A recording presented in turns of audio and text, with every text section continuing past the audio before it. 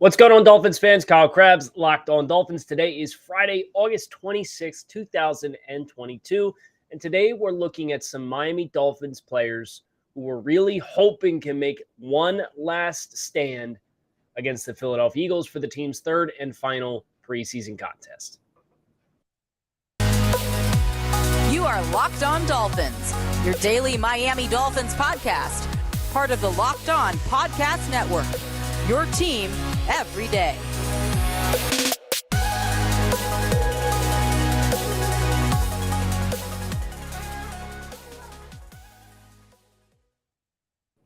What's going on, Dolphins fans? Kyle Krabs, Locked On Dolphins. Friday, August 26th. I'm your host, lifelong Miami Dolphins fan, director of scouting at thedraftnetwork.com, and your host here on Locked On Dolphins. I want to thank you guys for making Locked On Dolphins your first Miami Dolphins listen of the day. Today on the show, we're looking forward. We obviously have to react to what all the hullabaloo was yesterday. The Dolphins canceling joint practice with the Philadelphia Eagles after all reports from both sides of the fence says the Dolphins had more success against Philadelphia than vice versa on Wednesday's joint practice on account of a stomach bug. There's some concern that it was food poisoning. And I'll say this. I will start with this. As somebody who within the last 3 weeks has actually had food poisoning myself, you can go back and listen to the Friday show last week, and it was a shorter episode, and I acknowledged it was because I had some deer meat that I thawed out and put in the fridge, and then after a couple of days of thawing that out, then decided to cook it. It had been in the freezer for quite some time. I lost like 8 pounds in 48 hours. And if it is indeed food poisoning, well, regardless, I'm hoping everybody involved is feeling much, much, much better. But the Dolphins canceling the joint practice out of an abundance of caution with the Philadelphia Eagles. They met virtually yesterday. They did not want to risk something that had a contagious snowball effect that would then steamroll its way through the team. But Mike McDaniel was asked on Thursday, how many players are we talking here? And he said more than a couple. And he did acknowledge that there were a couple of coaches as well. So this could have been a couple things. It could be something that is contagious that you need the time to let it cross by. It could have been some kind of bad meat that got put into the cafeteria. Dolphins fans on Twitter suspecting A.J. Brown is your primary example because he was going after a fan account thinking that it was Javon Holland he was talking to on Wednesday after the first practice, but that was not the case. And sources can confirm that A.J. Brown was not the guilty party of the Dolphins getting either a stomach bug or food poisoning. But that is a big, big blow on a serious note for a lot of these bottom half of the roster players. That evaluation window against a good Philadelphia Eagles team that my expectation is going to win 10 or 11 games this year. Especially you look over in Dallas, they just lost Tyron Smith through potentially December at the earliest with a severe hamstring tear, avulsion fracture. They already had lost some pieces on the offensive line. Lyle Collins, which Dolphins fans know plenty well because he was on free agency market and the Dolphins opted to go for Tron Armstead instead. You had Connor Williams, who left in free agency to come here already. The team traded away Amari Cooper, and now you don't have Tyron Smith. I mean, the Dallas offense is looking a little troublesome, if we're being frank. And then the Washington Commanders and the New York Giants, I mean, just from a division standpoint alone, Philadelphia, like wins and losses regardless of talent level, but this is a really good football team in the trenches on both sides of the ball. And they have good skill players in Devontae Smith and A.J. Brown and Dallas Goedert. They got talent. They're corners. Darius Slay, James Bradbury. They got some ballers on this Philadelphia Eagles team to the point in which I look at them as a team that is stronger on the offensive line, but weaker in the backfield. I see plenty of parallels between these two football teams.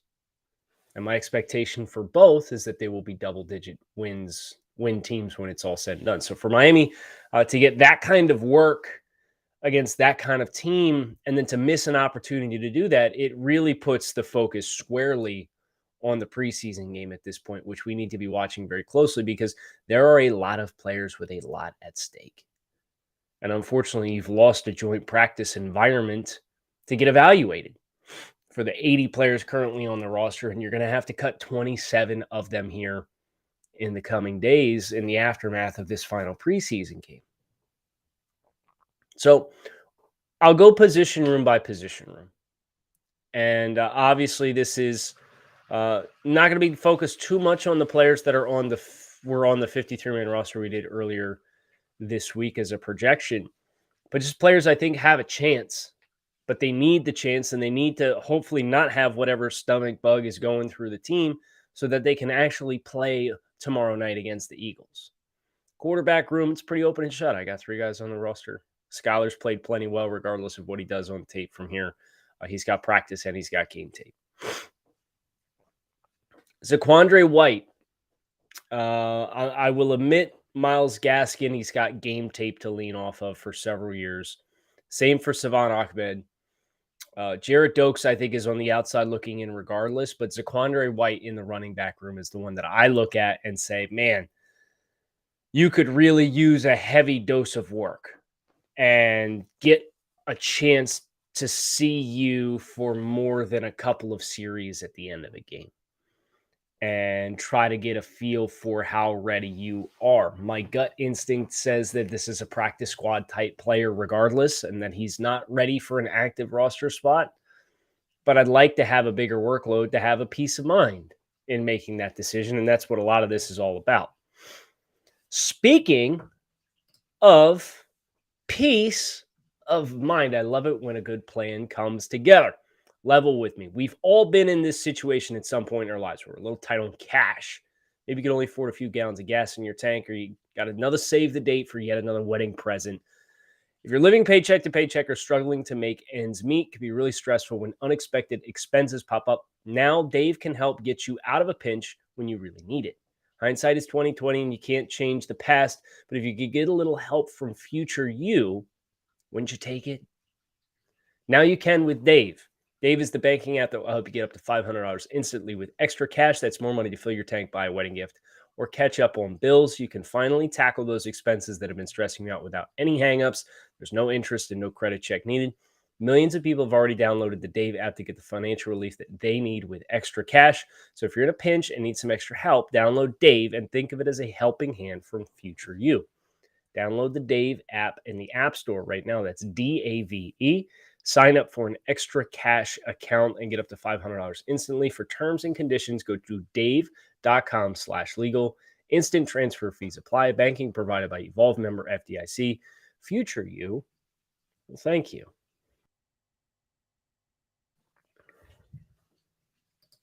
As we look at the wide receivers, I've got a pretty firm confidence level on 5 of the 6. The big 3 we would expect. Ezukama, you want to make it a big 4, we can do that. That'd be fun. Kind of ready to buy in there. Trent Sherfield.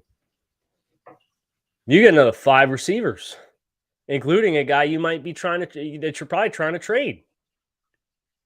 Preston Williams, River Craycraft, Mohamed Sanu, Lynn Bowden Jr., Braylon Sanders.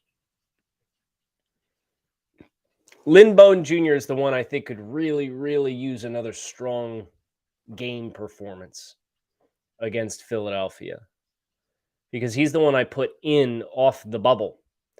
And you would just like, again, to have another game setting. And he was good against Tampa Bay. Very good against Tampa Bay. The special teams dynamic, continuing to get more looks at that. But that's, again, the divide between him and Preston Williams and Mohamed Sanu. And again, Mohamed Sanu and Preston Williams, they've got game tape to work off of. I do feel for River Craycraft. I feel like in a lot of environments, he could probably be chasing a 6th wide receiver spot. He's just in such a loaded wide receiver room here in Miami. If you could tell me you could get River Craycraft on the practice squad, I'd be pretty happy about it. But Lynn is the one of the 5. Now, from Preston's standpoint, you could really use some good game tape to create some enthusiasm around the team trying to trade for this player before your cut downs happen and he gets put on the waiver wire and you might risk the chance of not getting your hands on him. But you got to be able to play, and then you got to play well. So those are the 2 for me. And they're the 2 obvious young receivers on the bubble, but for different reasons. Lynn to give me the conviction to secure him with that 6th spot, and for Preston to try to get some excitement about him before we get to cut downs and we have to make a big decisions. Now at the tight end room, I put 4 guys in, including Ethan Carter, who I think would be your first fringe player given a pretty sizable salary cap figure relative to what your expectations are for contributions in the offensive realm. But the only one on the bubble here that wouldn't make the roster on account of I've got a bunch of these guys in is Tanner Connor.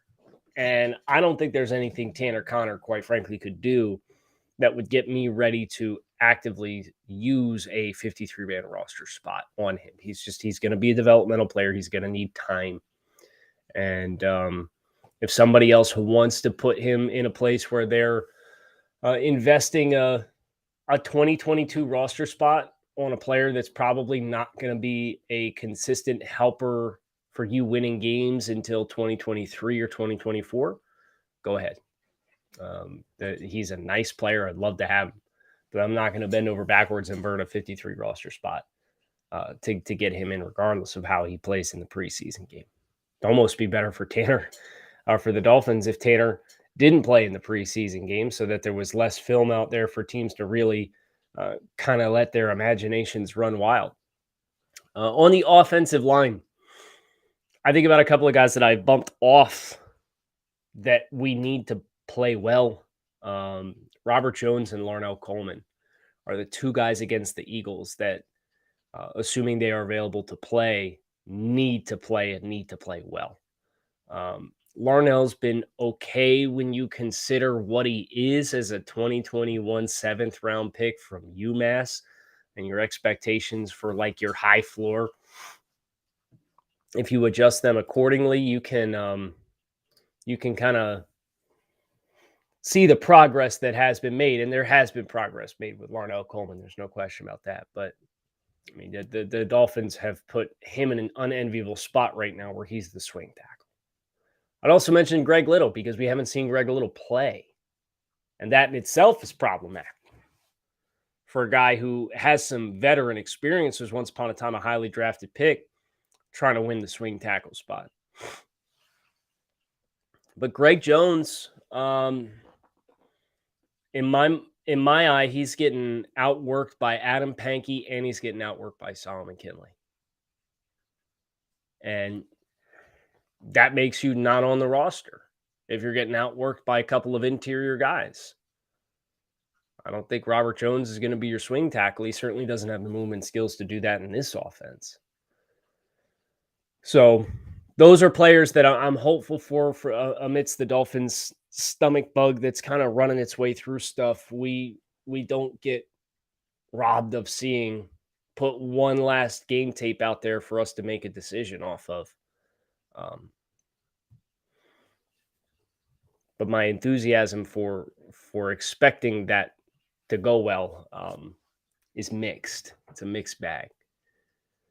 We'll flip over to the defensive side of the ball. We'll start on the defensive front. And of the bubble guys, I think could really benefit from another good game, Porter Gustin really jumps to me. Because he obviously has bounced around the league a little bit. You knew there was some physical skills based off his reputation and draft profile at USC. But he's in a pretty tight battle with Brennan Scarlett and Cameron Good and Darius Hodge. And I think he's like 1 or 2 in that group right now. And if you were going to put him 2, you'd put him only behind Brennan Scarlett because the Dolphins have a bigger financial investment queued up for Brennan Scarlett. And he was with the team last year. So I think Porter Gustin with another strong performance could come out, especially because a lot of his success came against Alex Leatherwood in the second game. They're talking about potentially cutting Alex Leatherwood. He's a first-round pick last year. So that puts him in the for a parallel that Dolphins fans would understand. He's in the no Igbenogany bucket right now for the Raiders, but to the point where they're a year ahead of Dolphins fans. And I know there were some Dolphins fans that didn't want no on the team last year, but felt like for a lot of fans that was more the emotional frustration of him being here instead of who we could have had instead, versus him and his player development being at a point where you consider him a sunk cost. With Porter Gustin up front, I've got a pretty good level of confidence with the other guys.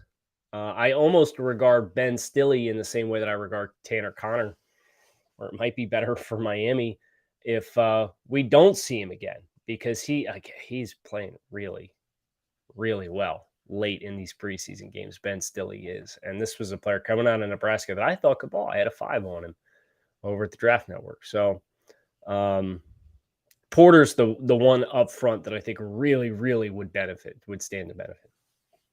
Before we go any further, I got to talk to you about our friends over at Bet Online, the fastest and easiest way to check in on all of your betting needs. Find all your favorite sports and events at the #1 online source for odds, lines, and games.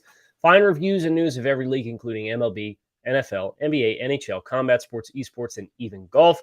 BetOnline continues to be the top online resource for your sports wagering information, from live in-game betting, scores, and podcasts. They have you covered. Head to BetOnline today or use your mobile device to learn more about the action. BetOnline, where the game starts. Okay. Take a little sip here. Hold on. I don't really think there's any true stack linebackers here that we need to be mindful of. There's 6 on the roster: Roberts, Baker, Aguavin, Tyndall, Riley, Munson. 5 are going to make it, if not 4. I'd be surprised if it's 4. And Munson's going to be on the outside looking in. Oh, by the way, speaking of linebackers, one of the other bits of news that did come out yesterday, Mike McDaniel alluded to Andrew Van Ginkel having his appendix removed. This is something that happened to Joe Burrow a couple weeks ago. Joe Burrow will play to start the season. There's some enthusiasm and optimism that Andrew Van Ginkel will not miss the start of the season. Andrew Van Ginkel's appendix did not rupture like Joe Burrow's did, but it was still removed. Sounded like it was appendicitis. So the Dolphins had in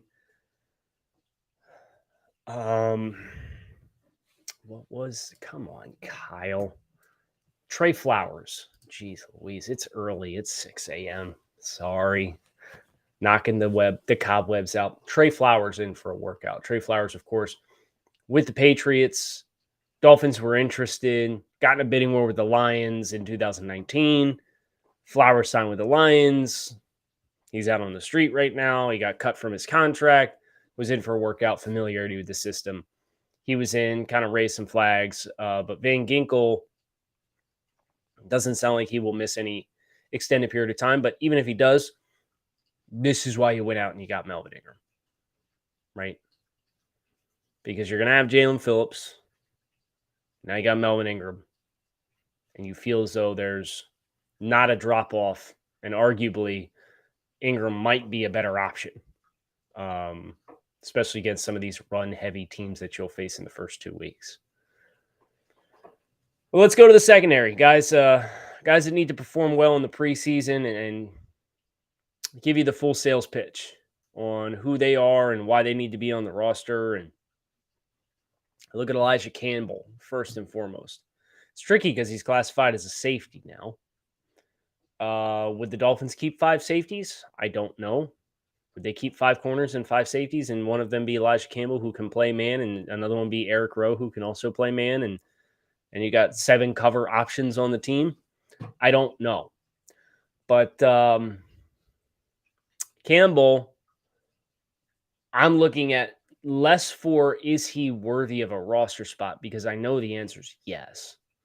But more so, can he push Clayton Fejedelem off the roster and the Dolphins save some money for carryover cap and for throughout the course of the season?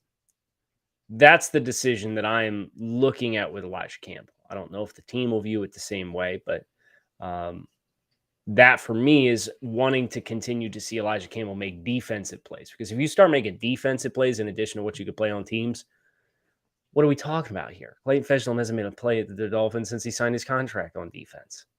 He's been a really good special teams player, and that's great. But I can find somebody else to play the up back position.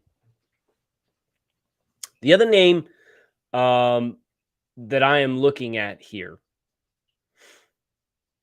is Noah Igbenogany as a bubble player.